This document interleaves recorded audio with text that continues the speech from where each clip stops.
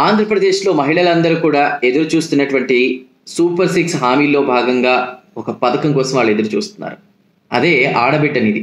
ఎవరైతే 18 సంవత్సరాలు నిండి 18 సంవత్సరాలు వయసు ఉంటుందో వాళ్ళు, అదేవిధంగా 59 సంవత్సరాల లోపు 18 సంవత్సరాల నుంచి 59 సంవత్సరాల లోపు పెళ్ళైన మహిళలకి వాళ్ళని ఆర్థికంగా బలంగా తయారు చేయడం కోసం, కుటుంబం యొక్క ఆదాయాన్ని పెంచడం కోసం రాష్ట్ర ప్రభుత్వం ఒక పథకాన్ని అయితే తీసుకురాబోతుంది త్వరలో. అదే ఆడబిడ్డ నిధి.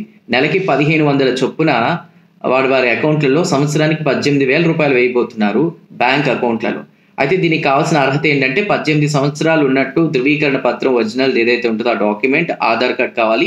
ఇప్పటికే ఆన్లైన్లో దానికి సంబంధించిన వెబ్సైట్లు రెడీ అయిపోతున్నాయి. దరఖాస్తులు ఆన్లైన్లో స్వీకరించేందుకు ఆ ఏర్పాట్లన్నీ కూడా స్పీడప్ చేస్తుంది ప్రభుత్వం. అయితే దీనికి బడ్జెట్లో ఎంత కేటాయించారో తెలుసా? 3,341 కోట్లు అంటున్నారు. దానికి మించి కొంత అమౌంట్ కూడా యాడ్ చేశారు.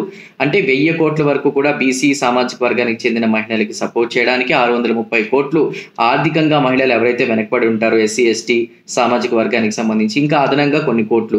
ఓవరాల్ గా చూసుకుంటే గనక 3,341 కోట్లకి పైగా కూడా నిధులను బడ్జెట్ క్రియేట్ చేయడం జరిగింది.